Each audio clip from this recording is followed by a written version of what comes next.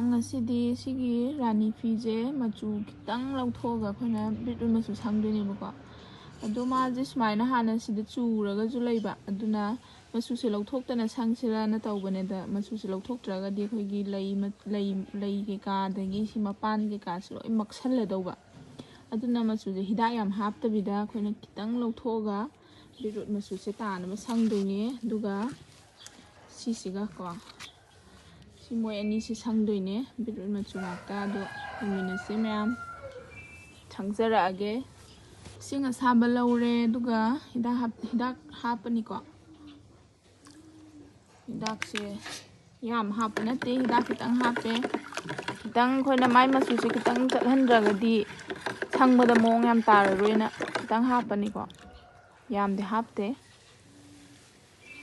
ꯏꯁꯤꯡ ꯑꯁꯥꯕꯗ ꯇꯧꯔꯒ ꯁꯨꯃꯥꯏꯅ ꯍꯥꯞꯄꯒ ꯂꯨꯞꯄꯦ ꯁꯨꯃꯥꯏꯅ ꯑꯣꯠꯄꯤꯔꯅꯤ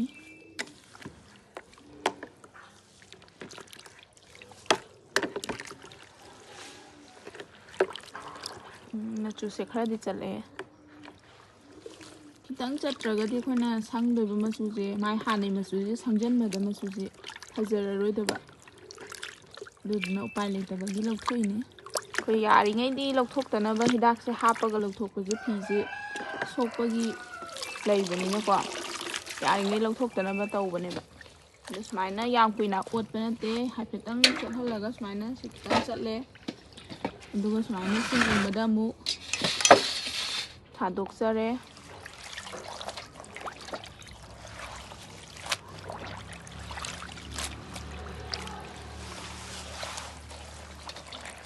ꯌꯥꯔꯦ ꯁꯤꯗ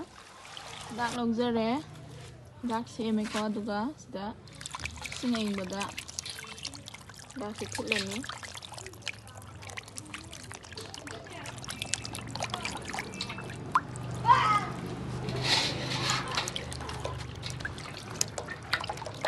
ꯍꯤꯗꯥꯛꯁꯦ ꯁꯨꯃꯥꯏꯅ ꯐꯖꯅ ꯅꯣꯏꯈꯥꯏꯕꯤꯔꯒ ꯐꯤꯗ ꯍꯥꯞꯄꯒ ꯁꯨꯝ ꯑꯩꯈꯣꯏꯅ ꯃꯃꯥꯡꯗ ꯇꯧꯈꯤꯕ ꯄ꯭ꯔꯣꯁꯦꯁꯁꯨ ꯑꯗꯨꯝ ꯆꯞ ꯃꯥꯟꯅꯩꯀꯣ ꯁꯨꯃꯥꯏꯅ ꯐꯤꯗ ꯍꯥꯞꯄꯅꯤ ꯑꯗꯨꯒ ꯁꯨꯃꯥꯏꯅ ꯅꯩꯈꯥꯏꯕꯤꯔꯅꯤ ꯍꯤꯗꯥꯛ ꯊꯤꯠꯂꯅꯤ ꯐꯤ ꯑꯅꯤ ꯑꯣꯏꯕꯒꯤꯅꯤꯀꯣ ꯑꯗꯨꯝ ꯈꯔ ꯌꯥꯝꯅ ꯇꯧꯔꯦ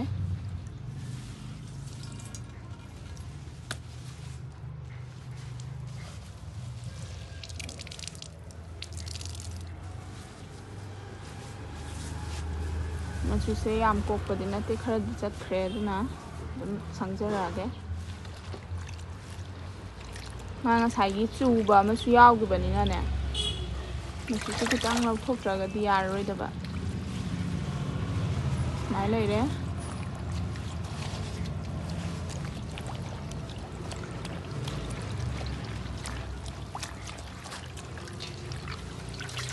ꯑꯍꯥꯟꯕ ꯂꯨꯞꯁꯟꯕꯗ ꯁꯨꯃꯥꯏꯅ ꯂꯩꯔꯦꯀꯣ ꯃꯆꯨꯁꯦ ꯑꯗꯨꯝ ꯕꯤꯠꯔꯨꯠꯁꯦ ꯇꯥꯍꯜꯂꯛꯀꯗꯣꯏꯅꯦꯕꯀꯣ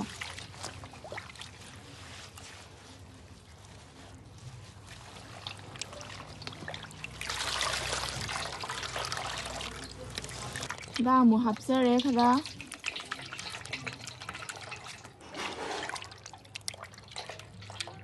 ꯁꯨꯃꯥꯏꯅ ꯑꯩꯈꯣꯏꯒꯤ ꯃꯆꯨꯁꯦ ꯑꯍꯥꯟꯕꯗ ꯂꯨꯞꯄ ꯌꯦꯡꯉꯒ ꯁꯨꯃꯥꯏꯅꯅꯤꯀꯣ ꯂꯩꯁꯦ ꯑꯗꯨꯅ ꯁꯨꯃꯥꯏꯅ ꯑꯋꯥꯠ ꯑꯄꯥ ꯍꯥꯞꯄꯁꯤꯅ ꯐꯩꯌꯦꯕ ꯃꯆꯨꯁꯦ ꯌꯥꯛꯅ ꯇꯥꯁꯟꯈ꯭ꯔꯒꯗꯤ ꯂꯧꯊꯣꯛꯄ ꯌꯥꯗ꯭ꯔꯦꯗꯅ ꯑꯗꯨ ꯁꯨꯃꯥꯏꯅ ꯇꯧꯔꯒ ꯃꯆꯨꯁꯦ ꯇꯥꯗ꯭ꯔꯤꯐꯥꯎ ꯁꯦꯝꯗꯣꯏꯅꯦ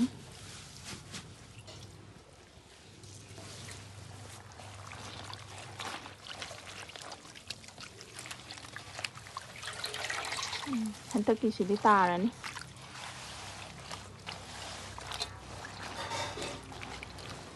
ꯃꯥꯁꯦ ꯑꯉꯧꯕꯗꯒꯤ ꯁꯪꯕ ꯑꯣꯏꯔꯒꯗꯤ ꯑꯩꯈꯣꯏꯅ ꯑꯃꯨꯛ ꯁꯦꯝꯕꯁꯤꯅ ꯑꯗꯨꯝ ꯇꯥꯕ ꯉꯝꯃꯦꯕꯀꯣ ꯑꯗꯣ ꯃꯁꯥꯒꯤ ꯃꯆꯨ ꯑꯃ ꯌꯥꯎꯔꯛꯄꯅꯤꯅ ꯑꯩꯈꯣꯏꯅ ꯃꯆꯨꯁꯦ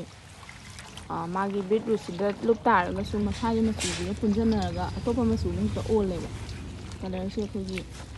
ꯃꯤꯛꯁ ꯇꯧꯁꯤꯟꯅꯔꯛꯄ ꯀꯥꯟꯗ ꯑꯗꯨꯗ ꯁꯨꯃꯥꯏꯅ ꯌꯦꯡꯉꯒ ꯁꯦꯝꯗꯣꯏꯅꯦꯕꯀꯣ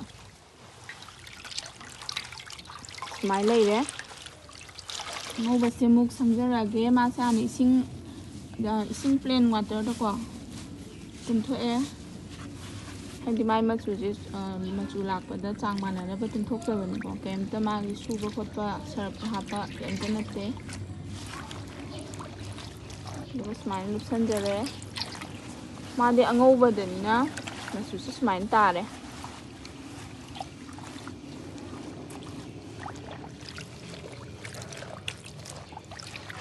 sumai leire ko si kitang wat do male mo hapaga center age maina machu se khara hapaga smai to yam hapchandre ko sigi phi mapu sina mu phi mapu ni si tongale do si sina yam na dak oisanbirakano na haiba ama sina dum khara dak oisu ya ba dugi hapchalaroi sida loisilage sida hapchaladi mu dak oisangrane ko smai leire yare tare ko chanang amu laksarage chanang khara laujare duga chanang ani ni ko smai toraga chumdoine ba phi sida natraga di chanang si matum matum chatte ba phi apaba suba jidi chanang chumna ba phi ji khara tha de ba ade smaina chu chum thora kan di smaina ma hilanga ga lai ko si khara loi noi khai birani duga matum semte ya holoi de ni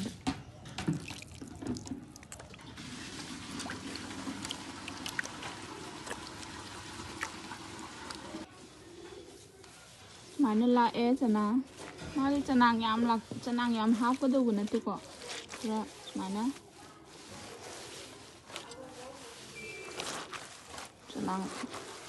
chanang lakpa si loiraga magi phi sida haba khotpa kei leiba khotpa yengaga hawraga iron tawdene ko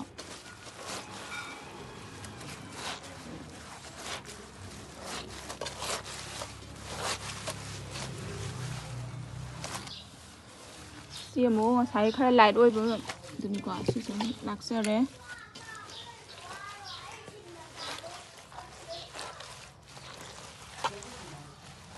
chanang se yaudragadi phi se fajaroina kitang hapai wani chanang yam kanna thajinbadi natte ko rani na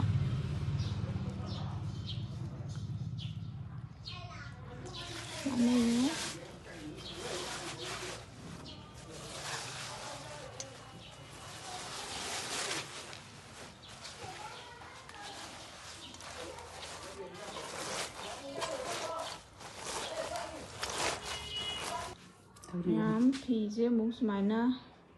saba ka yengi ko du ma je sai da phi manung di yam kan sa de du ma sai gi machin sai se sai sta ka sare da gi di ko gi lei phi manung masa manung di sa da ko du ga lei sat pa marak ta khara sa yawe si phajana khela ga se mani tei di yam kan na sa ba oi de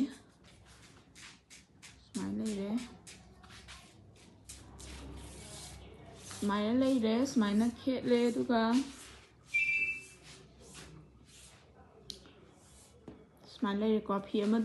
amadu di ko tingtho ha pe ti jare yam kana sa ba khotpa leite aduna si loiraga iron tawraga kamai lege habado mu utsarage ma'am iron tawba hawre ko iron tawba je hawna te maron ama takre ado khoi video namja hawdre maron ama haide khona phawraga ne sigi phawraga ahan bagi layer ma takre ba ko aduga sina akon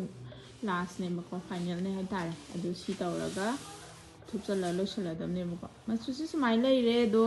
masu se chapchana tare ko kitang sina dark ocean bane ba aduga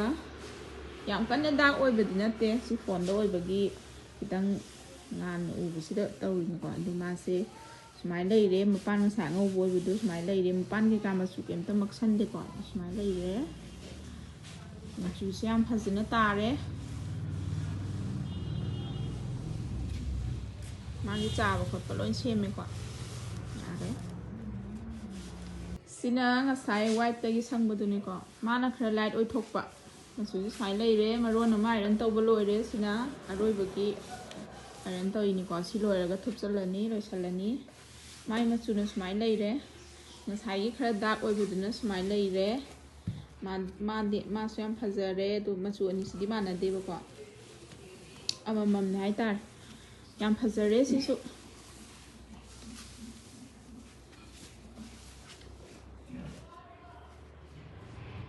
ma'am loire animak smai leire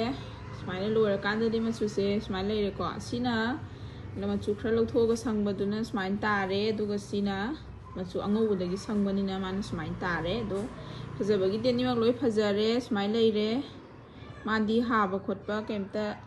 laigideba ko do madi semdrasu yabana semdre aduga smain leire yam phajare sidi khara semgi aduga माजु smile लेरे याम फजरे केमता सोइबो लेत्रे मपान के का केमता मसुजिना हाजन बखोटपा केमता लेत्रे को सिदि Moina साबदा केनो थाबगी माले सिदि the smile लेरे केमता लेत्रे